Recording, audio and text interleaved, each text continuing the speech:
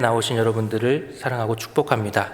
옆에 계신 성도님들과 함께 인사 한번 나누시겠습니다. 십자가의 사랑으로 사랑하고 축복합니다.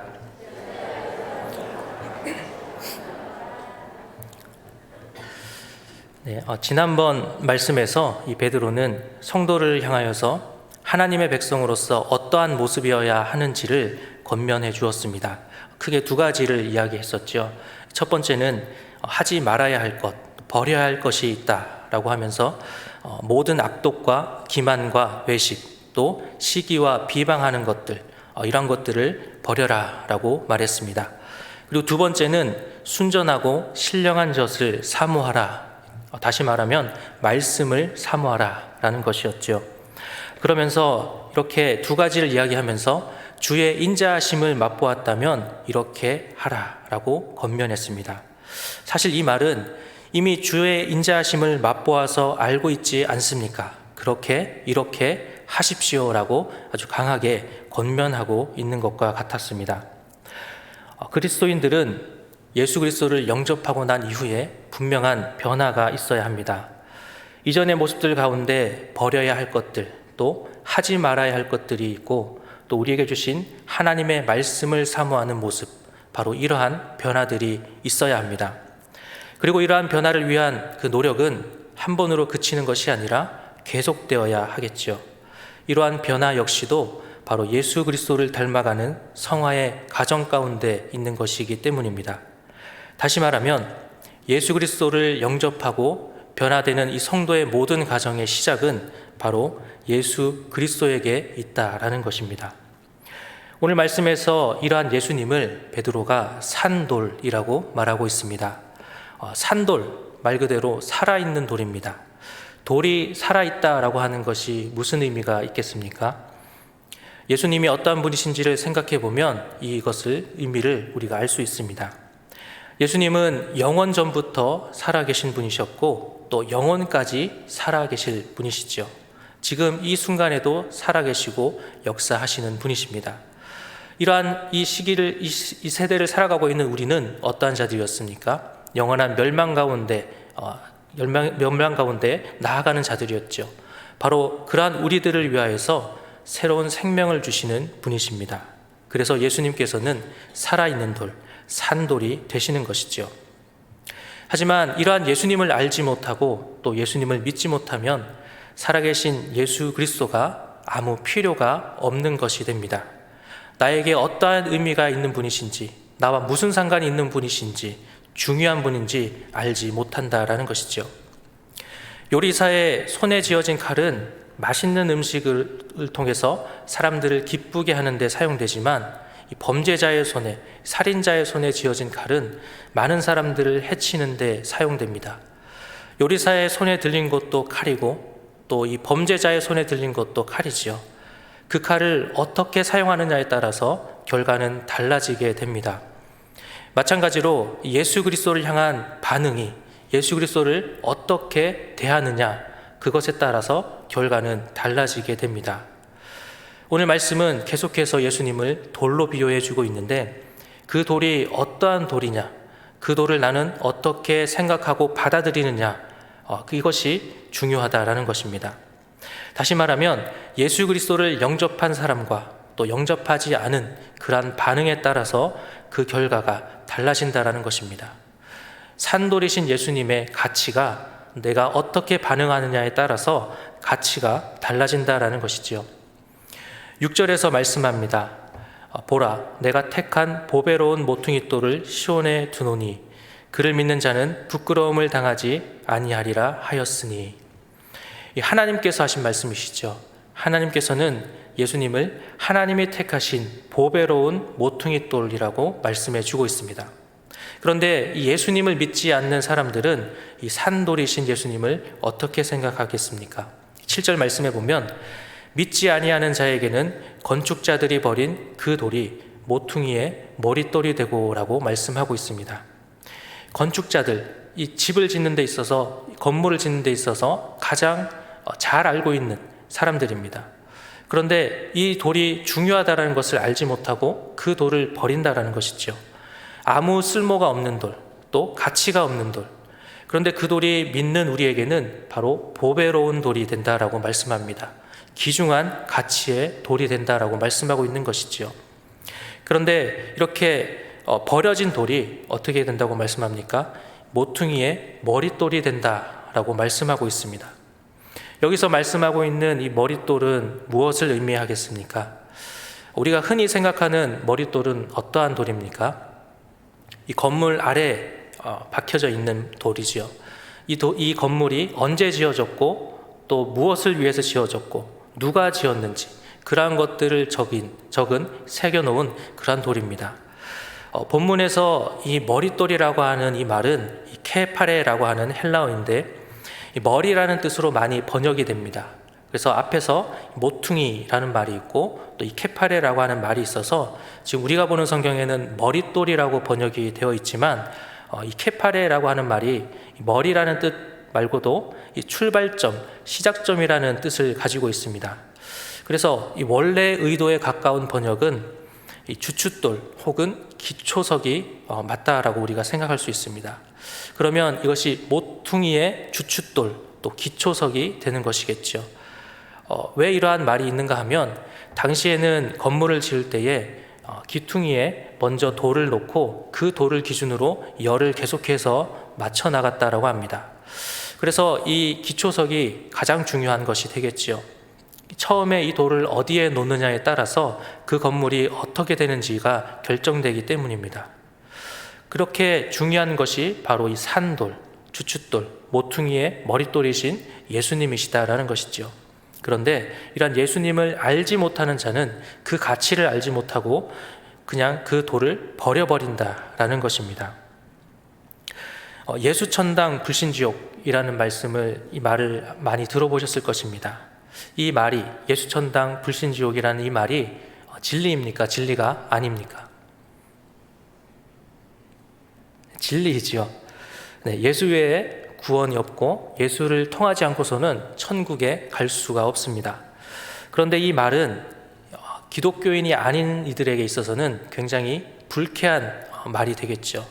듣고 싶지 않고 도저히 시간 내어서 들어줄 수 없는 그러한 말일 것입니다. 제가 다른 지역에 잠시 있을 때에 기차역을 지날 때마다 보면 전도를 굉장히 열심히 하시는 분들이 계셨습니다.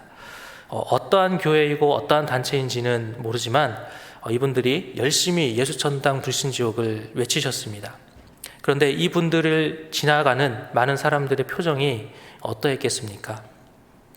어떤 이들은 이러한 모습을 보면서 진리를 담대하게 외친다라고 생각하시는 분들도 계실 것입니다. 그런데 사실은 지금의 시대에는 이것이 맞지 않을 수 있습니다. 이 불신지옥, 예수천당 불신지옥이라는 말이 진리가 아니라는 것이 아닙니다. 그런데 이 말이 지금 시대의 사람들에게는 이 말을 듣고 나도 빨리 교회에 가서 천국에 가야겠다라고 하는 이런 생각보다도 오히려 복음에 대해서 마음의 문을 더 깊이 닫아버리기 쉬운 이러한 생각들을 하게 될 수 있다는 것이죠. 그것이 오늘날 많은 사람들의 사고방식이기 때문이죠. 이러한 말을 하면 저 사람이 나를 욕했다, 나를 모욕했다라고 받아들이기 더 쉽다라는 것이죠.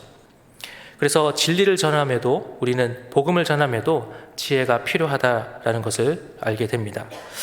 그런데 이렇게 예수님을 알지 못하고 믿지 못하는 자에게는 예수님이 아무런 가치가 없고 아무런 필요를 느끼지 못하고 자신과 어떠한 관계가 있는지 상관이 있는지를 알지 못한다라는 것이죠.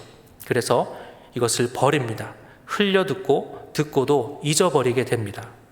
그러나 우리는 다르죠. 그리스도인들은 다릅니다. 오늘 본문 말씀 5절 말씀을 함께 읽어보도록 하겠습니다. 시작.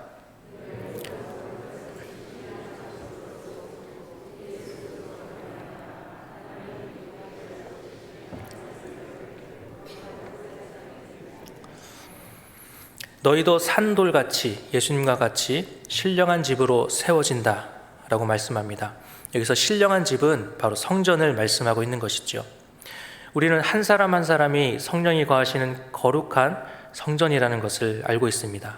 그러면서 동시에 우리는 예수 그리스도께서 머리 되시는 주춧돌이 되시는 성전의 한 부분을 이루고 있는 자들이라는 것을 돌들이라는 것을 우리는 기억해야 합니다. 이 9절 말씀에는 성전을 이루는 우리 성도들이 어떠한 자들인지에 대해서 좀 더 자세하게 말씀해 주고 있습니다. 우리 9절 말씀을 함께 읽어보도록 하겠습니다. 시작. 그러나 너희는 택하신 족속이요 왕 같은 제사장들이요 거룩한 나라요 그의 소유가 된 백성이니 이는 너희를 어두운 데서 불러내어 그의 기이한 빛에 들어가게 하신 이의 아름다운 덕을 선포하게 하려 하심이라. 아멘. 택하신 족속, 왕 같은 제사장, 거룩한 나라, 그의 소유가 된 백성이 바로 성도라고 말씀해 주고 있는 것이죠. 근데 여기서 왕 같은 제사장, 거룩한 나라, 그의 소유가 된 백성, 이러한 표현은 우리에게 굉장히 익숙한 표현이죠. 어디서 이 말씀을 찾아볼 수 있습니까? 이 출애굽 때에 하나님께서 이스라엘 백성들을 향하여서 이 언약을 맺으실 때 이러한 말씀을 하셨죠. 출애굽기 19장 5절과 6절 말씀을 함께 읽어보도록 하겠습니다. 출애굽기 19장 5절과 6절 말씀입니다. 시작. 세계가 다 내게 속하였나니 너희가 내 말을 듣고 잘 듣고 너희는 모든 민족 중에서 내 소유가 되겠고 너희가 내게 대하여 제사장 나라가 되며 거룩한 백성이 되리라. 너는 이 말을 이스라엘 자손에게 전할지니라. 아멘. 구약 시대의 이 말씀은 이스라엘 백성에게 주신 약속이지요. 그런데 오늘날 우리에게 신약 시대에는 예수 그리스도를 영접한 모든 이들이 바로 이 똑같은 약속의 말씀을 받습니다. 예수 그리스도를 통하여서 하나님 앞에 나아가서 예배하며 기도하는 이 왕 같은 제사장. 여기서 왕 같은 제사장이라는 말은 왕의 제사장이라고 보는 것이 더 적합한 이 번역이 됩니다. 그리고 예수 그리스도가 통치하시는 하나님의 백성으로 거룩한 나라를 이루고 하나님의 소유된 백성이 된다라는 것을 오늘 말씀해 주고 있는 것이죠. 정리하면 성도는 하나님을 예배하고 하나님께 속한 백성으로서 하나님의 거룩한 나라를 이루어가는 자들이다라는 것입니다.